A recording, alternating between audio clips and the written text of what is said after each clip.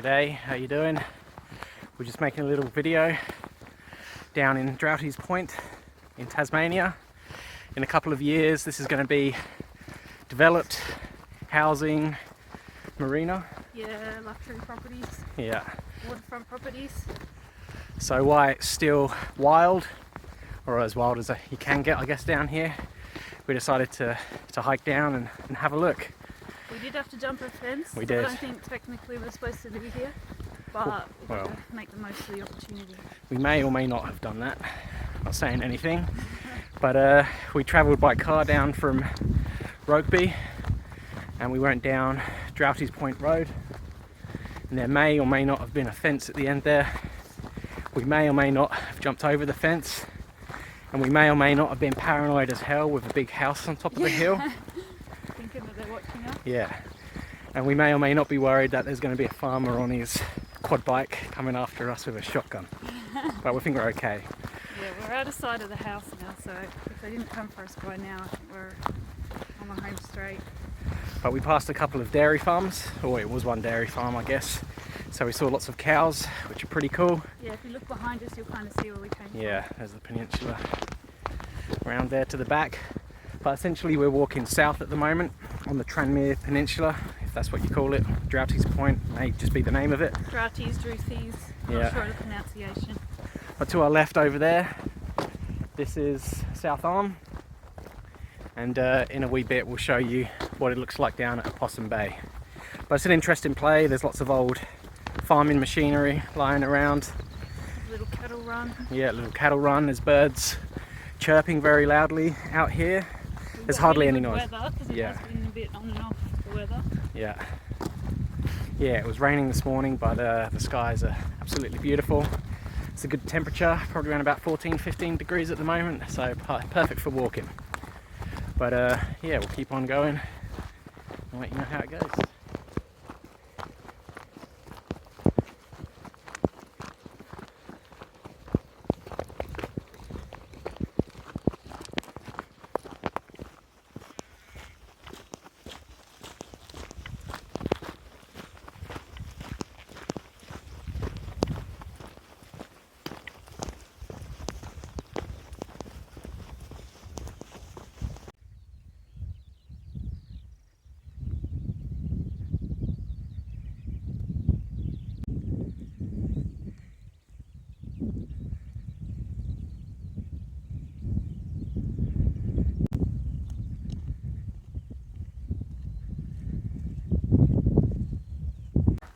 So we've probably been walking for about half an hour now.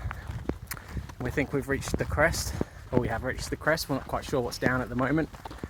But we're about to go to a bay which I believe is called Chinaman's Bay. That's where Try-work point. Yeah, well that's a separate, there's the bay and then you've got the try-work point just after that. But it's pretty good. I'll give you a look.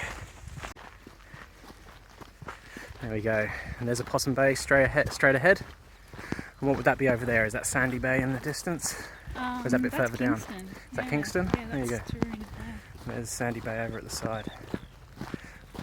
It looks like in the distance there we've got some sort of cargo ship. And there's like a little dairy something or other at the end there. Sheds. We'll go down there and check it out. But there's some cows ahead of us. Yeah, it's not bad. It's pretty nice down here. Very secluded.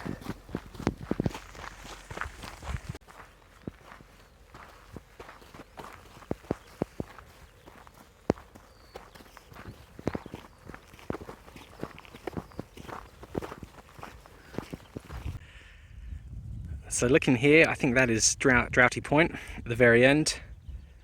And as we look around, we can see how clear the water is. Very clear, very pristine. Little shed going on. Not quite sure what that is. Looks like it's still under construction maybe. Some sort of garage, we don't know. But the water's absolutely beautiful here. But we're going to continue to walk down a little bit further. And we'll probably set up, have a bit of lunch or something. So we've been looking on a map over towards the left there. That's definitely Droughty Point. But this bay just ahead of us now, that is Chinaman's Bay. And that over there is Try-work Point. So this here looks like to be the very tip of the peninsula, and the ground's all quite rocky and bumpy. Yep, watch yourself. Got to be quite careful.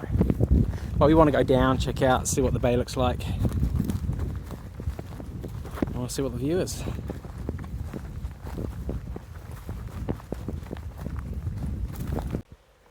We've made it to the secret beach.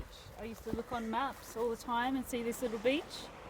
And all I wanted to do was make it here and have a look at it, and we've finally done it.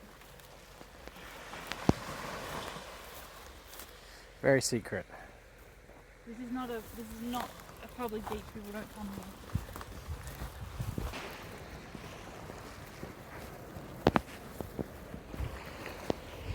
I think elderly.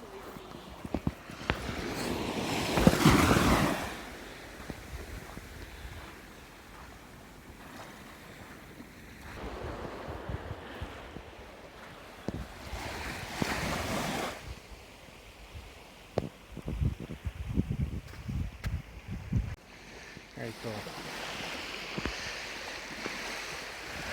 There you go, now that we've got a bit of sun out, the beach looks a little bit more beautiful.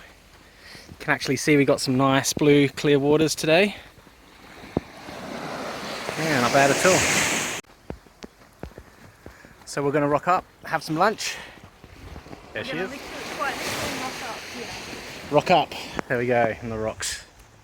We'll settle down, have some lunch. Just check out this beautiful view. Clouds coming in just a bit again, but we get little bits of light here and there, but when the sun comes out, the waters are absolutely crystal clear. Very, very blue. Beautiful stuff.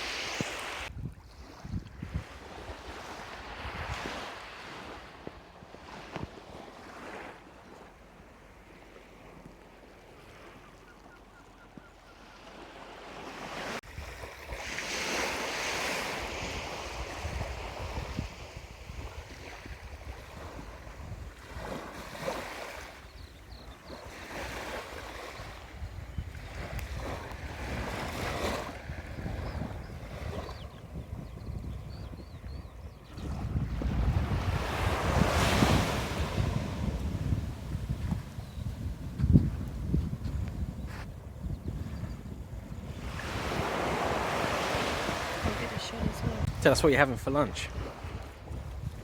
Scroggin. Some banjos.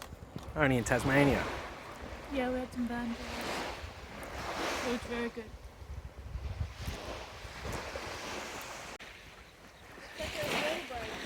What is it?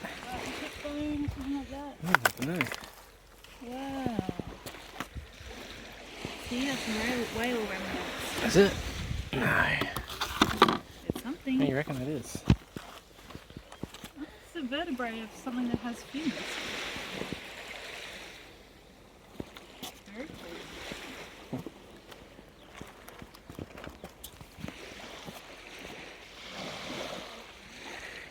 Damn. So that was just a quick little visit to the secret beach down there. We googled some history, which was pretty cool. And yeah, you're about to hear that history in a voiceover. Happy days. Well, it wasn't happy days for the whales. Early European settlers saw large numbers of southern right whales in the bays and inlets all the way around the coast of Tasmania, and this was from their annual migration from Antarctica. At the time, whale oil was in demand for street lighting and industrial process throughout the Western world. Tasmania's first whaling station was established in this area in 1805. After that, whaling stations kept popping up all around Tasmania. The typical whaling station consisted of crude, camp and onshore processing facilities, which where you'd probably find around about 20 to 30 men. It was said to be a very hazardous and physically demanding job. At its peak in 1849, the Hobart whaling fleet had 34 vessels, all of which were Hobart owned and operated. We'd also find experienced whalers from all around the globe, including Britain, America, the Pacific and the West Indies, and they were recruited to work in the local industries for many years. From 1830 to 1900, a total of 103 vessels were engaged in whaling, many of which were constructed or fitted out in local shipyards throughout Tasmania, including down in Port Arthur. By the late 1870s and 1880s, the Tasmanian whaling industry was failing. It was sad to see the populations of humpback and southern right whales especially were in decline. Now, this combined with a few economic depressions, fall in oil prices, and the decline of Hobart being a major port compared to the Australian mainland, whaling was slowly phased out. Now, all this being said, the last Tasmanian-based whaling voyage concluded in February of 1900.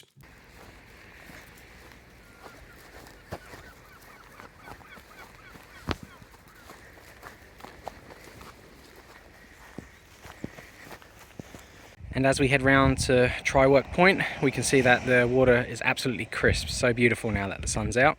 Very clear. This is pretty much as far as you can get to down here. So now the walk is heading back north, and then we should be coming out around near Oceana Drive. And there we go, this is a close-up of Droughty Point.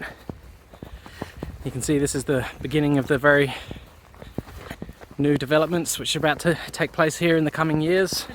So we think the area is going to be, what's it called, Louise? Derwent Shores Derwent is what Shores. they're proposing it as. So all this area will be housing, marina. So it's really nice to see this as it looks now, even if you look behind us up on the hill. Absolutely beautiful. Looks like something out of the Shire in Lord of the Rings. But it's so crisp and beautiful around here. And we've taken this time to do this walk because within the next 5 years a lot of this will be developed and we won't really be able to walk through here, it'll be properties. So it's nice to be able to have a look around here and document it in this state that won't be here soon.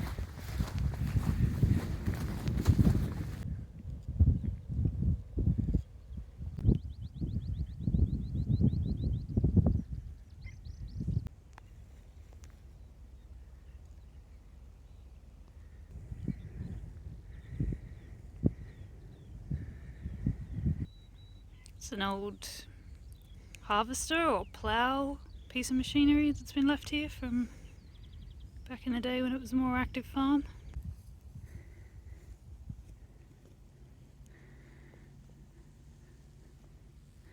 So we made it to the top of the hill and the track here looks well established. This is essentially Oceana Drive extended. Ahead we can see the houses starting to appear They've now. just started to come into view. But as you look around us, there's still just a little bit of wilderness going on. Got some of the she oak trees. Got a plane flying overhead now. But yeah, I reckon we're going to be in Oceana Drive in 5 minutes. That was there you it. go. That was Droughty Point and the secret beach, Droughty Point. And it was a really good little trip. Yeah, not bad at all.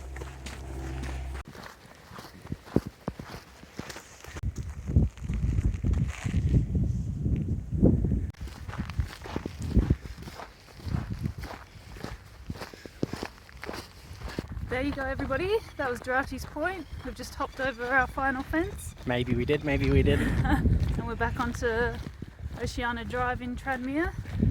And we're heading home. Go check it out before it's gone. Yeah. No, we're not recommending anybody else do this. Stay away, don't do it. You're not actually supposed to.